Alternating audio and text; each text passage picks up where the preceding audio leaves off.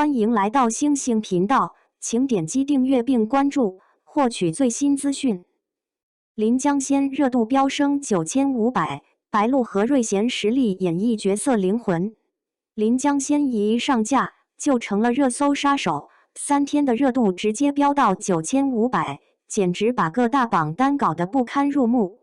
有些人说这部剧火是因为剧情反转的厉害，还有人夸服装和化妆做得妥妥的。但我觉得最厉害的还是白鹿和何瑞贤这俩女演员，她们用五官和演戏告诉咱们，女演员可不是摆设，而是能把角色从纸上给捏活了的灵魂。白鹿这小子简直是个变脸的乐团，一提到她，大家脑海里就浮现出演技炸裂的画面。周生如故里，她扮演的崔时宜简直让人觉得这小姑娘的眼神能把戏台子都给吸引过来了。她低着头的样子温柔的仿佛能把人融化，哭的时候那模样简直能让路边的梨树都跟着掉泪。整个大家闺秀的深情演得可真到位，搞得观众们跟着她一起嚎啕大哭。到了长月烬明，她一个人就像是在玩角色扮演，身份切换得快的连眼神里都藏着800种心机。尤其是那一段桑酒喝到黑乎乎的，眼睛红红的，嘴角还挂着笑，简直把角色的疯狂劲儿给推到顶点啦。别提宁安如梦了，她把江雪宁那种刁蛮和挣扎演得实在是太真实。观众一边骂这女主真狠，一边却又看得眼睛都花了。在临江仙这部剧里，白鹿真的是把大家的眼睛都看亮了，活脱脱一个精灵。她的眼睛像刚下雨的小鹿那样水汪汪，笑起来又弯又亮，简直就是月牙儿。这种灵动的模样让原本单纯可爱的李清月特别有感染力。李清月第一次从山上走下来，看到白鹿歪着脑袋东张西望，眼睫毛都像在跳舞一样，使得观众一下子就能感受到这个对世界充满好奇的小姑娘的感觉。若是能换上花如月，那白鹿的眼睛就能玩出完全不同的风味了。一旦想起了过去，她的眼神立马变得如同开了挂，连眼角那小小的下垂都显得饱含着深藏不露的怒火和怨念。那场先亲后打的戏，白鹿一边哭着笑，一边用她的颜值撒娇式的温柔，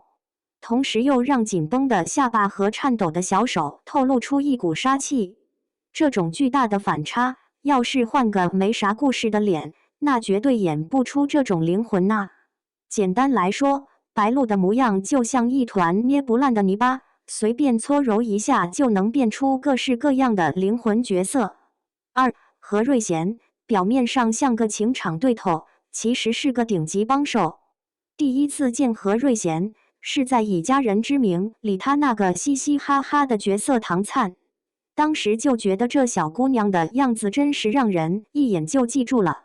她的脸蛋儿特别有个性，眼睛弯的像是要发光，鼻子高的能接电话，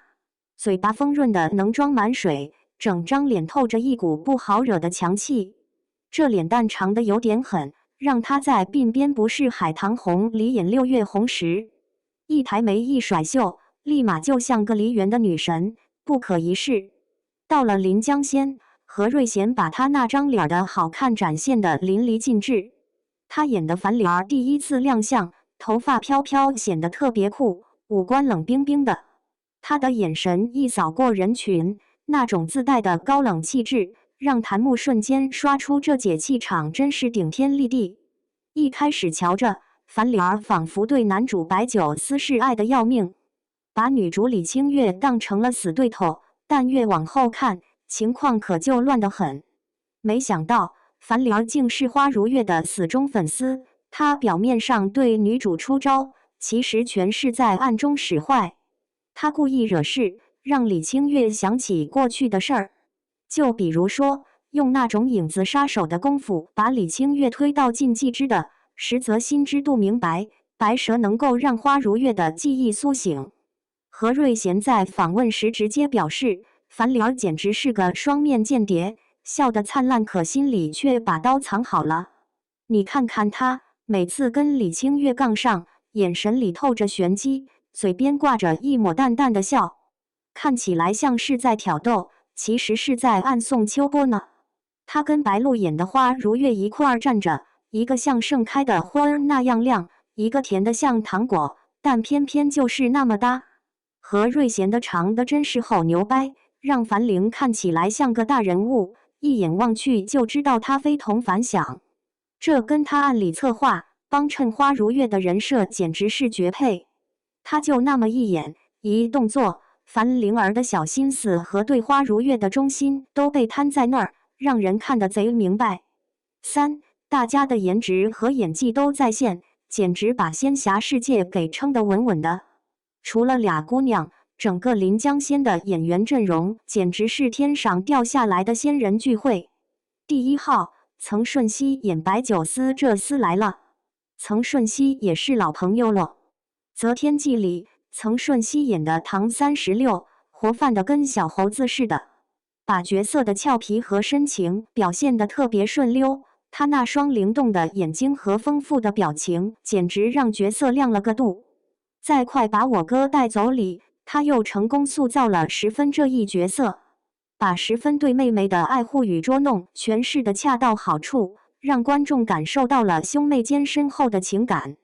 这次他跟那疯神经的白酒司掐上了，完全打破了之前那个阳光大男孩的形象。这小子长的眉毛像剑，眼睛闪得跟星星似的，自己就一副贵族样，但把白酒司那阴险绝伦的一面演得可真666。他生气的时候，眼睛像是装了火药，连脖子的青筋都好像在跳舞，真是嚣张的没边儿。可一到女主跟前，他立马变身成了个受委屈的小狗，傲娇的让人心疼，还纠结的让人抓狂，真是让观众又想揍又想抱。有不少人都说曾舜晞的演技简直要了老命。第2个人叫陈星海，演的是一个叫张酸的角色。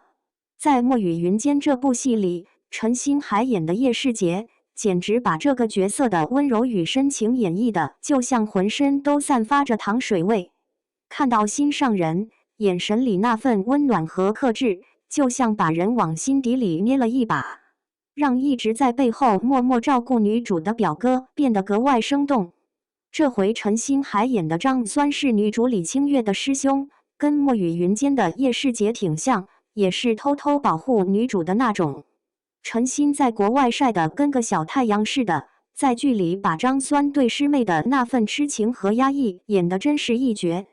张酸原本是静云山最被看重的徒弟，结果受了伤，灵气全没了，但他还是心甘情愿留在山门陪着师妹守护。陈星海的演技简直就是把张酸那种看着师妹的温柔、爱意，